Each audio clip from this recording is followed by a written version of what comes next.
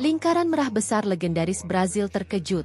Marcelo bongkar permainan rapi timnas U17 yang dicurangi wasit. Ada 2 penalti yang hilang. Pertandingan kedua grup H Piala Dunia U17 2025 di Qatar mempertemukan dua kekuatan sepak bola dengan latar belakang yang kontras. Timnas Indonesia U17, yang tengah berjuang menancapkan fondasi sepak bola modern, melawan raksasa dunia, Brasil U17. Skor akhir 4-0 untuk keunggulan tim Samba Muda mungkin tercatat sebagai kekalahan telak di lembar statistik. Namun, di balik angka-angka yang dingin itu, tersemat sebuah narasi heroik, sebuah pertunjukan kedisiplinan taktis yang mengesankan, dan semangat juang yang membara, yang justru berhasil memantik pujian setinggi langit dari berbagai kalangan, termasuk legenda hidup sepak bola Brasil sendiri, Marcelo Vieira, dan Ketua Umum PSSI, Erick Thohir. Laga ini bukan sekadar ajang kekalahan. Ini adalah momen deklarasi bahwa sepak bola Indonesia di level usia muda telah menemukan martabatnya di panggung global. Kehadiran Marcelo Vieira di stadion untuk menyaksikan langsung laga krusial ini menjadi sorotan utama. Mantan bek kiri Real Madrid yang ikonik dan penuh gelar ini, yang terbiasa dengan standar permainan kelas dunia, mengaku benar-benar terkejut dengan kualitas penampilan timnas Indonesia U17. Pernyataan ini menjadi anomali yang menarik, mengingat tim yang ia puji baru saja takluk dengan selisih 4 gol. Bagi Marcelo, skor 4-0 sama sekali tidak mencerminkan bagaimana Indonesia bermain. Ia merasa angka tersebut menipu dan gagal menangkap esensi perjuangan yang diperlihatkan skuad Garuda Muda asuhan Nova Arianto. Marcelo menyoroti secara eksplisit 3 aspek fundamental yang membuat Indonesia begitu istimewa: keberanian, kedisiplinan, dan semangat juang yang luar biasa tinggi. Para pemain muda Indonesia tidak terlihat gentar sedikit pun menghadapi nama besar Brasil, sebuah tim yang dikenal penuh bintang muda bertalenta. Mereka menjalankan skema permainan yang sangat rapi dan disiplin, menunjukkan bahwa mereka memiliki pemahaman taktik yang jauh di atas ekspektasi banyak orang, termasuk dirinya. Marcelo secara khusus menaruh kekaguman pada kerja keras dan mentalitas para pemain yang pantang menyerah. Aspek paling menonjol yang berhasil mencuri perhatian legenda Brasil itu adalah soliditas lini pertahanan timnas U17. Marcelo secara spesifik memberikan kredit khusus kepada trio bek muda Indonesia, Matthew Bakker, Putu Panji, dan Lucas Lee. Menurutnya, ketiga pemain ini bermain dengan perpaduan keberanian dan ketenangan yang luar biasa saat harus menahan gempuran bertubi-tubi dari lini depan Brasil yang cepat dan mematikan. Mereka bertahan dengan hati dan kecerdasan, puji Marcelo. Ia menyaksikan bagaimana para penyerang Brasil, termasuk winger cepat sekali beruan Pablo yang dikabarkan memiliki nilai pasar fantastis, kesulitan luar biasa untuk menemukan ruang tembak yang memadai. Menurut analisisnya, kualitas bertahan Indonesia ini adalah bukti nyata bahwa timnas telah mengadopsi dasar permainan modern. Para pemain belakang tidak hanya sekadar bertahan pasif di depan gawang, tetapi juga aktif dalam membangun serangan. Hal ini terlihat dari kemampuan mereka dalam mendistribusikan bola dengan umpan-umpan pendek yang cerdas dan mengambil keputusan cepat yang matang, sebuah indikasi dari filosofi sepak bola kontemporer. Apresiasi dari Marcelo tidak berhenti pada para pemain. Ia juga memberikan penghormatan tinggi kepada sang arsitek, pelatih timnas Indonesia U17, Nova Arianto. Marcelo menilai bahwa Nova telah berhasil menanamkan filosofi bermain yang jelas dan modern kepada anak asuhnya. Timnas U17 menunjukkan organisasi permainan yang sangat baik. Mereka terorganisasi dengan sangat rapi, memahami betul kapan saat yang tepat untuk melakukan pressing tinggi, kapan harus mengonsolidasikan pertahanan, dan kapan harus melakukan transisi cepat dari mode bertahan ke menyerang.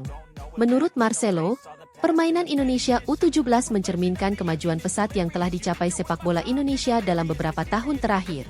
Bahkan, gaya bermain yang ditunjukkan Garuda Muda disebutnya mengingatkan pada karakteristik tim-tim Amerika Selatan yang kuat mengandalkan kombinasi antara teknik individu, kedisiplinan kolektif, dan semangat pantang menyerah. Pandangan dari tokoh sekaliber Marcelo ini memberikan validasi bahwa Indonesia memiliki masa depan yang cerah, asalkan filosofi modern dan kedisiplinan tinggi ini terus dipertahankan dan dikembangkan. Di tengah derasnya pujian untuk Indonesia, Marcelo juga tak segan menyoroti sisi gelap pertandingan, yaitu kepemimpinan wasit yang dinilainya tidak adil. Ia secara jujur mengungkapkan kekecewaannya terhadap beberapa keputusan krusial di babak kedua yang dianggapnya terlalu memihak Brasil. Secara spesifik, Marcelo merujuk pada 2 insiden penalti yang seharusnya diberikan kepada Indonesia namun diabaikan. Momen krusial pertama terjadi saat Evandra dijatuhkan dengan jelas di dalam kotak penalti. Momen kedua adalah ketika Zahabi Goli dilanggar oleh bek Brasil, Arthur Rian. Menurut Marcelo, kedua pelanggaran tersebut teramat jelas dan semestinya wasit memberikan hadiah penalti.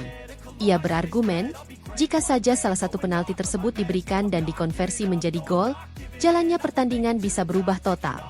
Marcelo merasa wasit terlalu mudah memberikan keputusan yang menguntungkan Brasil, namun sebaliknya, menunjukkan sikap yang keras terhadap Indonesia.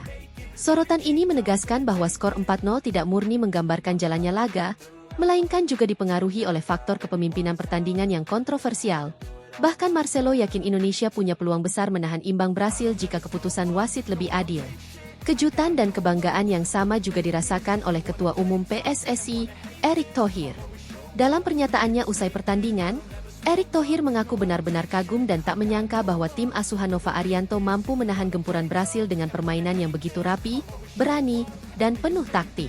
Ia bahkan menyebutnya sebagai salah satu permainan terbaik yang pernah ia saksikan dari timnas Indonesia di level usia muda, menonjolkan keberanian dan disiplin yang luar biasa saat melawan tim raksasa. Erick Thohir secara khusus memuji audacity dan kecerdasan strategis Nova Arianto yang berani mendobrak tradisi dengan menggunakan formasi 3-5-2. Skema ini, yang menuntut kedisiplinan tinggi dan pemahaman ruang yang mendalam, terbukti menjadi jubah taktis yang tak terduga. Awalnya, Erick Thohir mengakui bahwa ia sempat terkejut dan menganggap keputusan ini sebagai pertaruhan berisiko tinggi saat melawan Brasil yang filosofi serangannya berakar pada kecepatan. Namun, keberanian itu terbayar lunas. Formasi 3-5-2 itu benar-benar berhasil mematikan Brasil. Dengan 3 bek yang kompak, 5 gelandang yang bekerja keras tiada henti, dan serangan balik yang berbahaya. Erick Thohir melanjutkan dengan analisis yang detail mengenai kekokohan setiap lini. Di pertahanan, ia mengulangi kekaguman terhadap trio Lucas Lee, Putu Panji, dan Matthew Baker, yang digambarkannya sebagai tembok kokoh di depan gawang. Mereka berhasil menutup pergerakan trio maut Brasil, Juan Pablo, Del, dan Kike Ayrton, yang masing-masing memiliki nilai pasar yang fantastis. Trio bek muda ini bermain layaknya pemain berpengalaman, tidak panik, disiplin, dan mampu saling menutupi ruang satu sama lain, membuat Brasil kesulitan menembus dari sayap. Di lini tengah, pujian diberikan kepada Eizar Tanjung, Nazriel Alvaro, Evandra Florasta, Fadli Alberto, dan Zahabi Goli.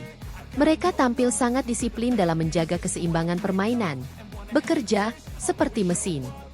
Mereka tidak hanya berlari tanpa arah, tetapi mengerti secara taktis kapan harus menekan, menutup ruang, dan mengalirkan bola ke depan.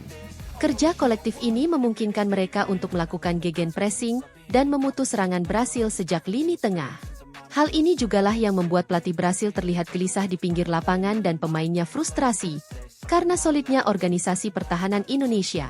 Di atas semua analisis teknis dan taktis, Erick Thohir menyoroti betapa besar semangat para pemain muda tersebut. Meskipun secara teknik dan fisik mereka masih berada di bawah pemain Brasil, mereka menang dalam hati, semangat, dan taktik.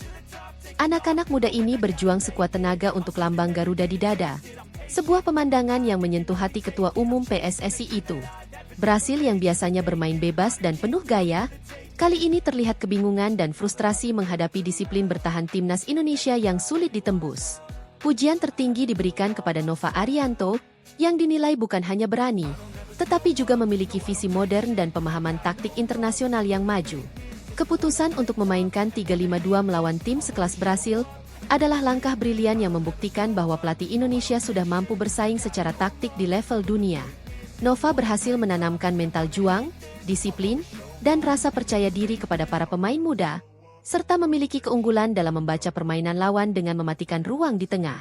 Pada akhirnya, meski hasil akhir tercatat kekalahan 4-0, penampilan yang ditunjukkan oleh timnas Indonesia U17 melawan Brasil di Piala Dunia U17 2025 adalah sebuah kemenangan moral dan taktis yang luar biasa. Pujian dari legenda dunia sekelas Marcelo dan kebanggaan yang diungkapkan oleh Ketua Umum PSSI Erick Thohir adalah bukti nyata bahwa Garuda Muda telah menorehkan sejarah perjuangan yang membanggakan. Ini bukan sekadar soal skor akhir, melainkan soal perjuangan, harga diri bangsa, dan pembuktian bahwa anak-anak Indonesia mampu berdiri sejajar dengan raksasa sepak bola dunia. Dengan fondasi taktik, disiplin, dan semangat juang yang telah ditanamkan, masa depan sepak bola Indonesia, terutama di level usia muda, diprediksi akan semakin gemilang.